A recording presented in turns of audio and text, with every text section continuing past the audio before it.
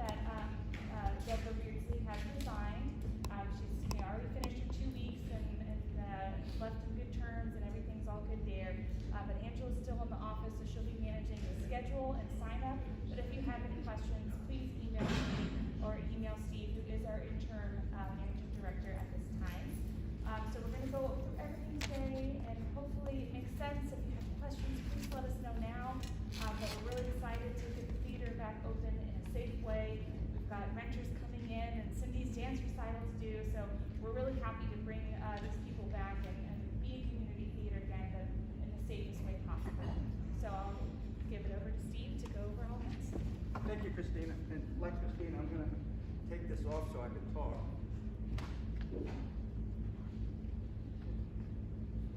So, welcome back, everyone. I guess I've been here long enough. I think I know everyone here, which is good. That's good. Glad to see everyone back. As Christina said, you know, when I look at our facility, I'll say us, but I'll tell you me personally too. My number one priority is to keep you safe and myself safe. But without you, the volunteers, we cannot have a theater. We cannot run this place. So a lot of the things we put in place, we feel are measures that are going to help all of us stay safe. And what I gave you is 3 pages of information. The first page, I'm not going to read that, by the way. The first page actually is a letter that we send out to all of our patrons before they come to a show about what we're doing, expectations, and also what the patrons can do to help us too, because they're part of this plan.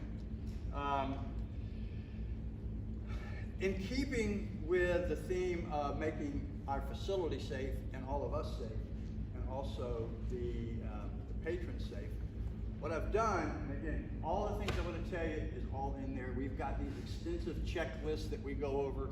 We track the things have been done. We sign off on things, and it's all about keeping us safe. What I've got up here is a collection of stuff that we've done and are doing. Let me tell you the 10,000-foot view before any event. We will have janitorial come in and do the normal stuff, plus they will also spend about 4 to 5 hours in here sanitizing every hard surface. They're using CDC-approved disinfectant, which is something, they've got jars and jars of this stuff, and it's CDC-approved. So just like this afternoon, there was a summer camp in here. The summer camp staff themselves, they disinfected everything in here because we were coming in. When we leave tonight, actually the janitorial staff will come in, they'll sanitize everything because the kids are coming in tomorrow morning. So every time we have an event, we will go through that process. Is it perfect? Probably not, but I'll put it this way. If my mother was still alive, I would have no problems in asking my mother to come to an event here. One of the things we are going to ask all of us to do and you to do is wear a face mask.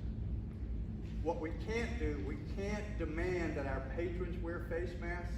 We are going to ask them to wear face masks.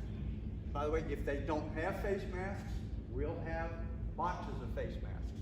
If you come and let's say you don't have one, we will have face masks. So that's one of the biggest things we can do. One of the other things is we're going to asking all of you and us for any event, when you sign up, when you sign in, when you come in, we're going to take everybody's temperature. We will not be taking the patron's temperature unless that gets mandated. We had some feedback from a bunch of people, and the bottom line was, we'll do it, we'll let our patrons know we're testing ourselves, we're going to ask them to be smart too. And if for some reason, if someone happens to show up, like Davey, and he's anything over 100.4, we'll take it 2 or 3 times. If it's over 100.4, we'll say, would you please go seek medical advice, and we'll ask him to leave. So that's one of the things that we're going to do. So far, we haven't had anybody that tested anywhere near that, so that's good. We will have Lysol spray or equivalent. We will have hand sanitizers around. My new best buddy, R2D2 here. We're going to have at least 3. I've got 2 more ordered. We're thinking we'll probably have 2 of them in the lobby, like you saw. We'll probably have one at least in the upstairs concession area, and that's one of the other things that we're doing to help relieve congestion there. Derek Daniels in the back, he's head of our concessions committee. I don't know how he did it, but he agreed to staff both concession areas. So we'll have downstairs and upstairs, so that'll help the load a little bit, because we know what that lobby looks like. One of the things we're going to do is, and I'm the treasurer, and I hate to say this, we're not going to do the 50-50 route. We're going to hold off on that for a while because we know the congestion that it put in the lobby. You may have noticed the little signs we had on the floor, 6 feet, just to let people know. We'll have some taping done on the heavy traffic areas, asking people 6 foot. So we're doing all of those things. A question came up about gloves. We're not going to require any of us to wear gloves. If you wish to wear gloves and you want to wear gloves, we'll have a supply of those. One of the things about gloves, in talking to some of the medical community, gloves are really only protection for you and nobody else. Because what happens is if you wear your gloves and you protect yourself, that's good. But if you happen to come in contact with something that's a bad thing, then you happen to touch something else, you've now spread that. You're still good, but it doesn't, you understand what I'm saying? Gloves aren't really what people think they are. They're really for you. But again, if you want to wear gloves, we'll have them.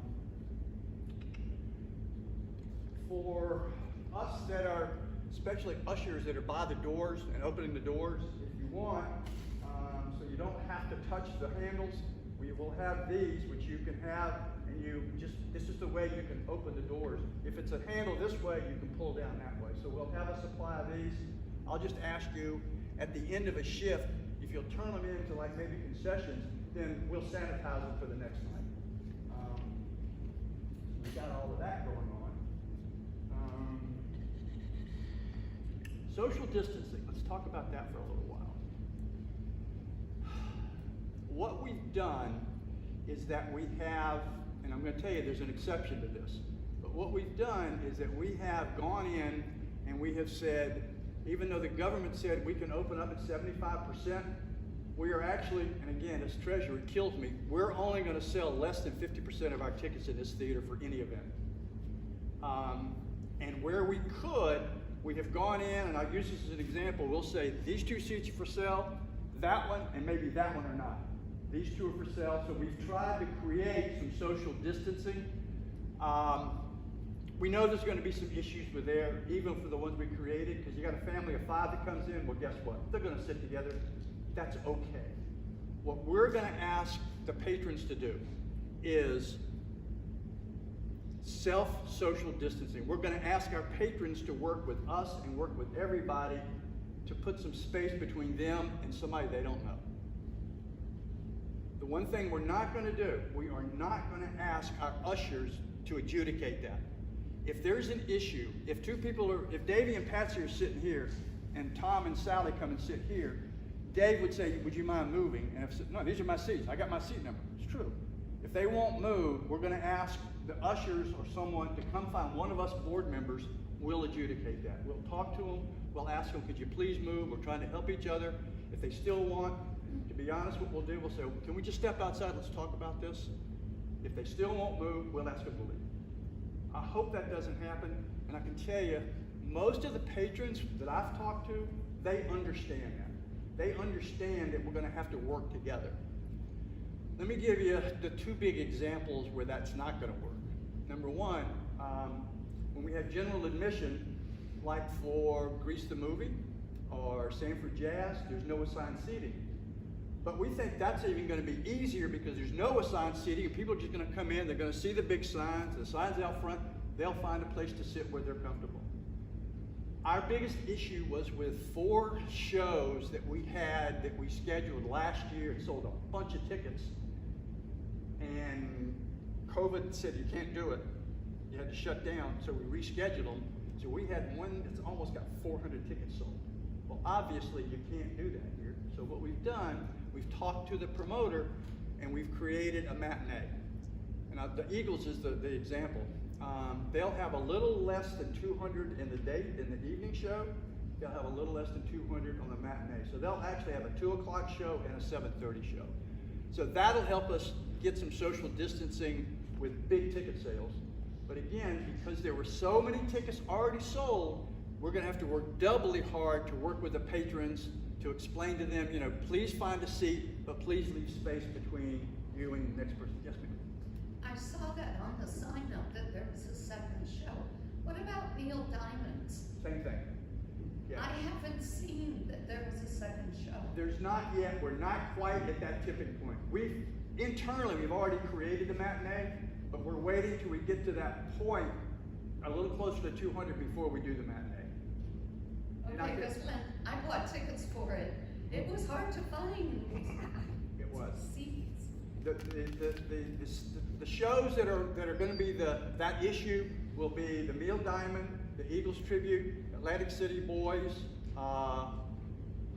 Buddy Roy and Fats. I think those are the four. We already know we've got the Eagles at a double show. So what we do, like what we did with the Eagles, we literally went back to all the patrons and said, here's what we have to do. Would you mind moving to the matinee? And a lot of the patrons said, sure, I'll do that. No, that's good, even though it's a Thursday.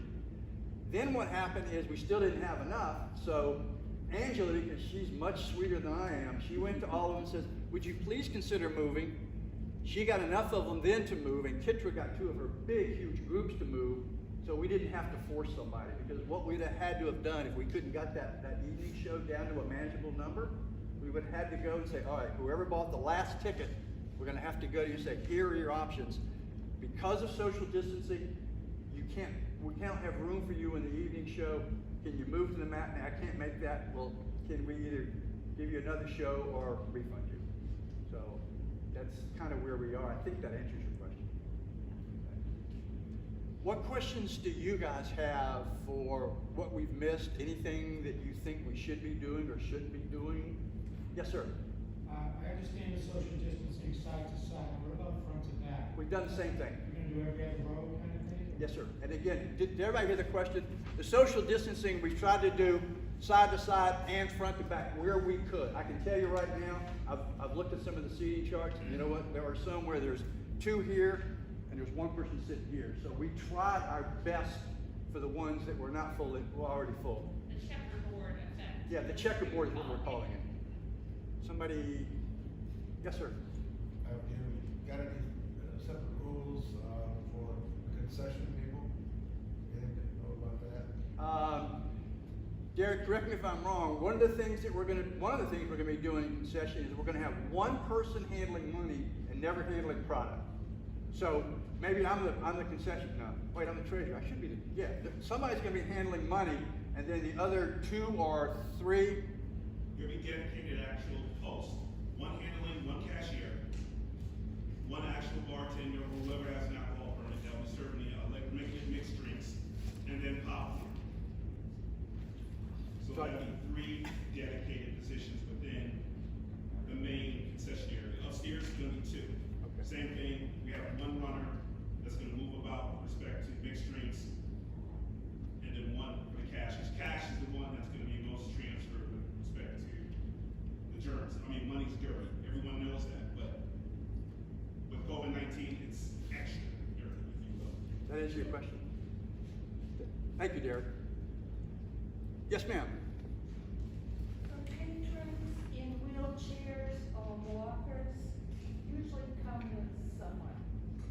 And they usually try to buy a seat down front. Well, if we can't do that, it's going to be open seating for the upcoming shows. So we'll have to probably put them on the end if they're staying in their wheelchair, or in the back, or over in the corner. And you're right. If we run into that, if we run out of space for wheelchairs down front, then you're right. We may have to get a little creative with what we do with wheelchairs. You are correct. Okay. Thank you. Yes, Hal. You know, if we use credit cards before accepting them, people now are having a little bit harder time or comfortable using money. Are you thinking about any way of doing for, For, you know, for concession, when they buy popcorn or food. to be perfectly honest, we haven't had that discussion, but when you talk to, here's the weird thing. Money is dirty, to be perfect. Money does not harbor virus. Plastic does. Credit cards actually will harbor a virus. So to be perfectly honest, credit cards are actually dirtier than pure money from a virus standpoint. I'm sure we'll probably, look at that again to see if that makes sense, but right now, that's still how we're doing it. But that's a good question. Yes, sir. The meter, the thermometer, is there a calibration procedure for that? Yeah, the question was, is there a calibration procedure? And yes, they will all be calibrated prior to their use. That's one of the things we do internally. Yep. And we'll have a couple of these just in case the battery goes or whatever, so we'll have more than one of these. Did I mention that for all of us that are working the event, there will actually be, I think volunteers, you have a sheet, a sign-up sheet that's here, right? To that, we're going to add one column that will be your temperature because we have to document what your temperature was. But that's a great question. Yes, ma'am. I wanted to mention the greeters too, about our efforts of trying to educate people. Thank you. Because we're going to be educating our patrons, one of the things we're going to do is we're going to ask for a couple of volunteers to be ambassadors or greeters, if you will. And what we're going to ask them to do is, I'm going to say, work the line. Start talking to the people that are lined up coming in and explaining what the process is going to be, about how it's going to be. Try to find your seat. Try to leave space between you and the person next to you. We want to do that outside, by the way. We don't want to do that in the lobby. We want to get people in as quick as we can. Does that make sense? Okay. And we'll probably do that for a while because it's going to take a while to educate all of our patrons. Yes, ma'am. Utilize the side doors for letting people in too, and have the line go down that way, instead of coming through the front, or just having another way to get in. I guess we can think about that. I feel comfortable using them more for exit, but I think with the reduced capacity, I'm not too concerned about getting people in safely through the front with the tape that we have lined out about follow through. And we also are going to try some stuff at intermission with the bathroom line as well, and we're going to kind of practice with Cindy's group so that we can assess what could be best for keeping that flow separated. Correct. Yes, ma'am. Oh, Well, we need to come in any earlier than usual because of these things. normally, if you're coming for usher, you're here, what, 30 minutes ahead? 15? Huh? An hour? Isn't it usually an hour? An hour? Yeah, an hour, 15 minutes. An hour? Let me take that as a sidebar to revisit that. I think that we'll change that. An hour? No, let me put it this way. We will Because change. we will check change. all the bathrooms and restock the bathrooms and that kind of stuff. Okay, well, I think we can change that. But Yes. Yes, yes. Does your schematic on the website show seats that are not for sale? Yeah, it does. Again, except for those 4 monsters that are out of control already. But yes, it does. So when people buy them the question was, if you go on the website to buy tickets, will it show, is the social distancing there? It is. It will not allow you to buy 6 tickets in a row. Good question. Anything else you can think of that we should be doing that you could help us with, or we've forgotten? And again, this is yes. Not necessarily you can do it, but Garden Theater, they are doing every other row. Between, if you have a party of only up to 3 can sit together, and then they are in fact leaving 2 seats available. But you would never have somebody here.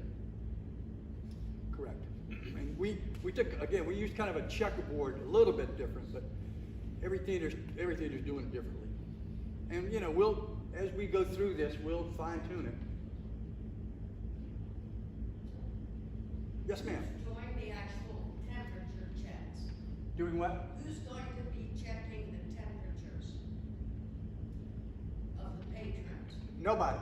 Oh. No. It's just us. And what we'll do with us is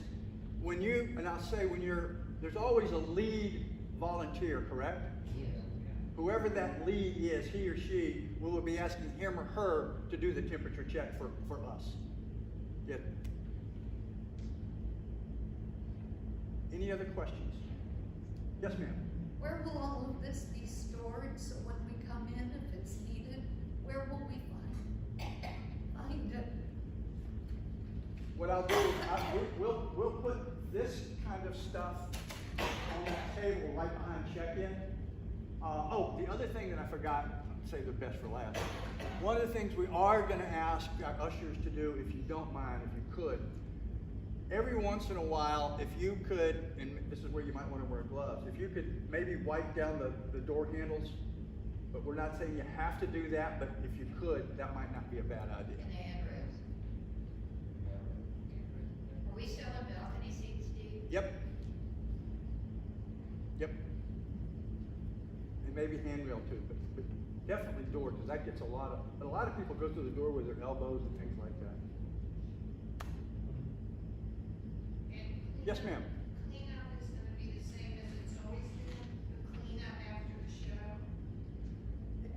show? We're thinking it is, unless you think that's not a good way to do it.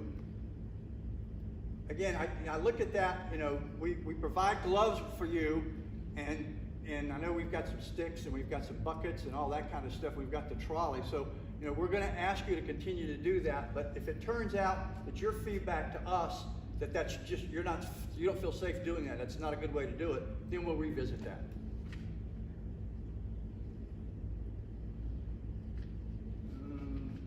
All my props.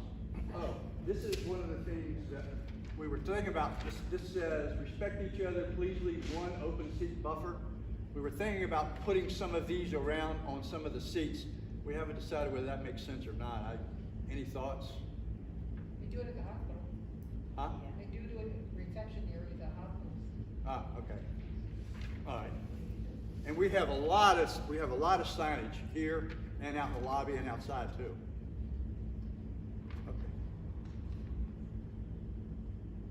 Again, I want to thank you, and again, like I said initially, our main goal here is to keep all of you safe, and of course us too, and then our patrons safe. The bands will not be wearing masks. Now, somebody asked me that question, you're going to make the bands wear a mask? I said, pardon me? No, I don't think so, unless all they do is play music and never sing. No. But that is an issue. You know, we're running to that in our repertory stuff, with theatrical stuff. You know, if we've got a big scene with 14 people and they're all singing, that's tough to do up here. So we're working through that.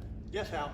You know, after performances, the singers and the dancers go outside to the front of the building. Has that changed because you have pretty crowds at that time?